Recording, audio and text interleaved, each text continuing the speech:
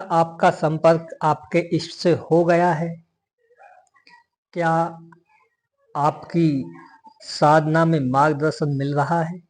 अगर नहीं मिल रहा है, अगर आपका संपर्क अभी आपके इष्ट से नहीं हुआ है और आपको ध्यान करते काफी समय हो गया है, परंतु कहीं से कोई मार्गदर्शन प्राप्त नहीं हो रहा है, तो आप इस वीडियो को अंत तक जरूर देखना। आज हम बताएंगे कि हम अपने इष्ट या गुरु से या देव से, जिसकी भी हम साधना करते हैं, उससे कैसे संपर्क स्थापित कर सकते हैं। इसकी क्या विधि है?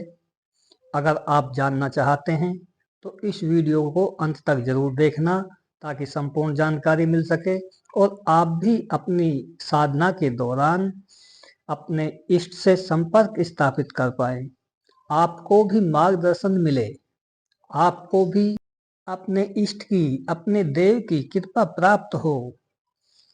तो प्रिय साधक मित्रों, नमस्कार। मैं सत्यानंद और मेरे आत्मबोध चैनल में आपका स्वागत है। आज हम इस पर विस्तार से चर्चा करेंगे और जानेंगे कि कैसे हमारा इष्ट हमारे से संपर्क कर सकता है। देखिए, ये पूरा एक विज्ञान है।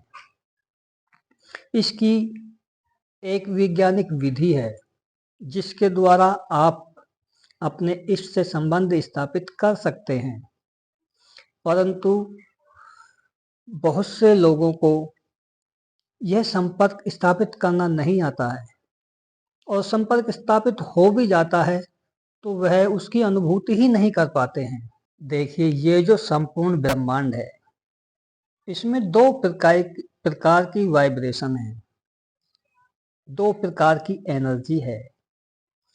वो एनर्जी है नेगेटिव और पॉजिटिव, सकारात्मक और नकारात्मक।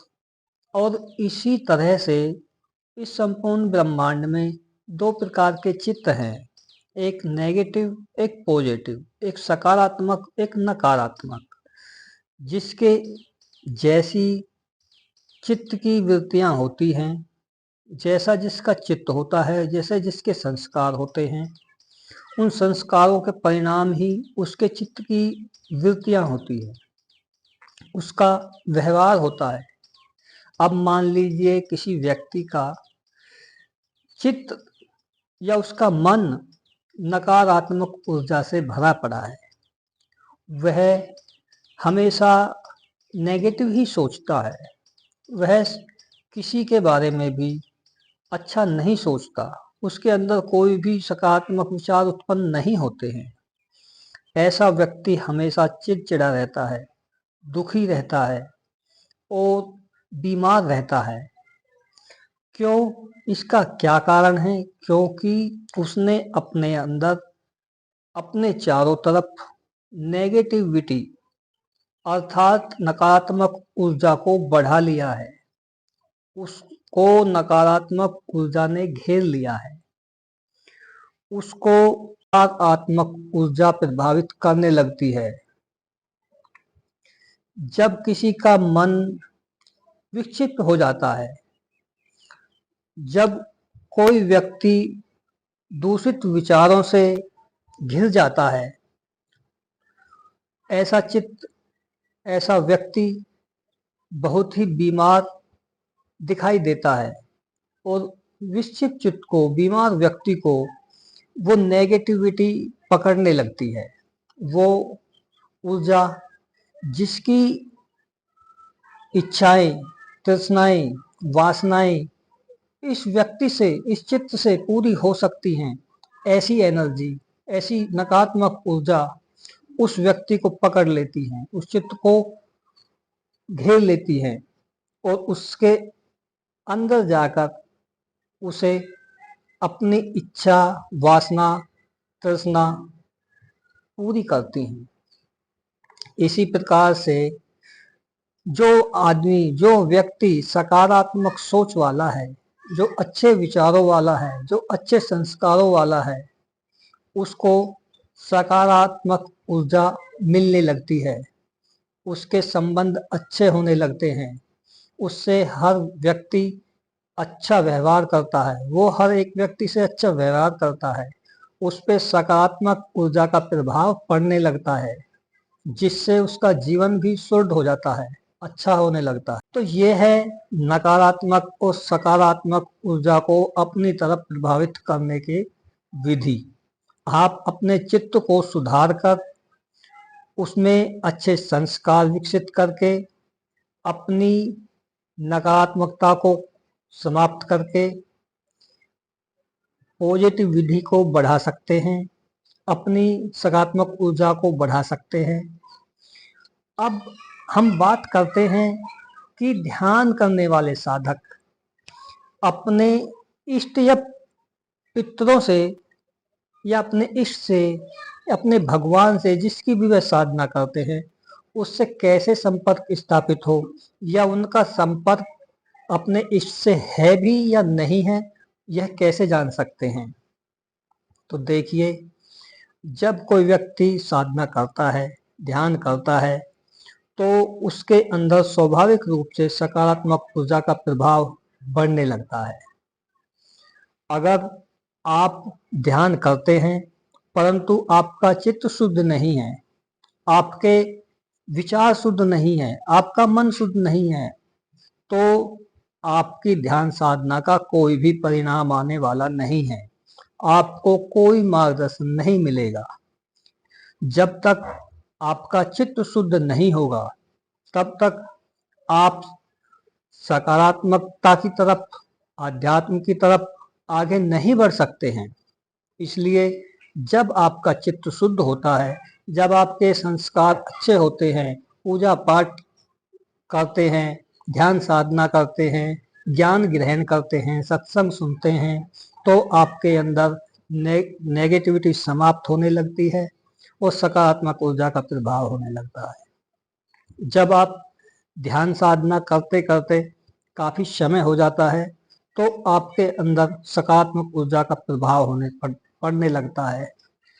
आप जिस गुरु का भी ध्यान करते हैं या किसी इष्ट का ध्यान करते हैं, देवी देवता का ध्यान करते हैं, जिस प्रकार भी आप किसी को भी अपना इष्ट बनाए हुए हैं, वह इष्ट आपको मार्गदर्शन देने लगता है। अगर आपका इष्ट आपको मार्गदर्शन नहीं दे रहा है तो आप ध्यान के दौरान अपने इष्ट से प्रार्थना करें, और जब आप सभी विचारों को समाप्त करके अपनी ध्यान साधना के दौरान अपने इष्ट का स्मरण करते हैं और उस संकल्प को दोहराते हैं कि मुझे पुनः पुनः आपका संकेत मिलता रहे, मेरी आध्यात्म में प्रगति होती रहे, मेरा मार्गदर्शन करते रहें। अगर आप ऐसा संकल्प बार बार दोहराते हैं और अपने इष्ट से संपर्क करने की कोशिश करते हैं तो आपको भी अपने इष्ट के संपर्क में आने लगेंगे, आपको भी अपने इष्ट के संकेत मिलने लगेंगे। अब आपको कोई भी आहत नहीं कर सकता, आपका कोई अहित नहीं कर सकता है, क्योंकि इष्ट आपके मार्गदर्शन के लिए पहले ही आ जाते हैं। आपने देखा होगा कि जब कोई परिवार का सदस्य पूजा पाठ करता है, भक्ति करता है, साधना करता है, उसका मन साफ होता है, ऐसे व्यक्ति को उसके पितृ या देवता, जिसे आप देवता कहते हैं या पितृ कहते हैं, उनको सपने में आके ही पहले ही बता देते हैं कि ये घटना होने वाली है, ये कार्य होने वाला है। ऐसा क्यों है? क्योंकि उस इष्ट का आपके प्रति लगाव है, आकर्षण है, आपका चित्त शुद्ध है, वह सभी के बारे में अच्छा सोचता है, तो इस शुद्धि के कारण, इस सकारात्मक के कारण आपका इष्ट आपके प्रति आकर्षित होकर आपको संदेश देने लगता है, आपको मार्गदर्शन करने लगता है। और इसी प्रकार साधक है, जब साधक दृढ़ता पूर्वक, निश्चय पूर्वक अपने इष्ट को समर्पित हो जाता है, सब कुछ अपने इष्ट को सौंप देता है, वह कहता है कि हे पितृ या हे गुरु या हे देवी देवता, मेरे सभी कृत्यों का तू ही मालिक है, तू ही करने वाला है, मैं कुछ नहीं कर सकता, और जो तू मुझे मार्गदर्शन देगा मैं वही करूँगा। तो ऐसे साधक के लिए, ऐसे शिष्य के लिए उसका गुरु, उसका इष्ट, उसका देव संकेत भेजने लगता है। तो यहाँ तक कि अगर साधक अपनी साधना में प्रगति कर जाता है तो वह भी सूक्ष्म लोक जाकर अपने इष्ट से, अपने गुरु से मार्गदर्शन प्राप्त कर सकता है। अगर आपको अपने गुरु से या इष्ट से मार्गदर्शन प्राप्त करना है और वह भी सूक्ष्म लोक जाकर, क्योंकि सूक्ष्म शक्तियां तो यहाँ पर आकर स्थूल लोक में हमारा मार्गदर्शन करती है, लेकिन हम भी सूक्ष्म लोक या गुरु लोक जाकर उनसे मार्गदर्शन ले सकते हैं।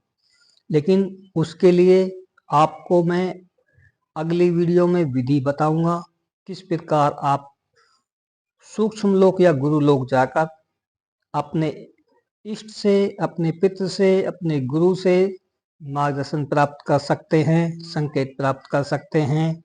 तब तक के लिए धन्यवाद, नमस्कार। अगर आपको मेरा वीडियो अच्छा लगा हो तो चैनल को सब्सक्राइब करना, वीडियो को लाइक, कमेंट और शेयर करना। धन्यवाद।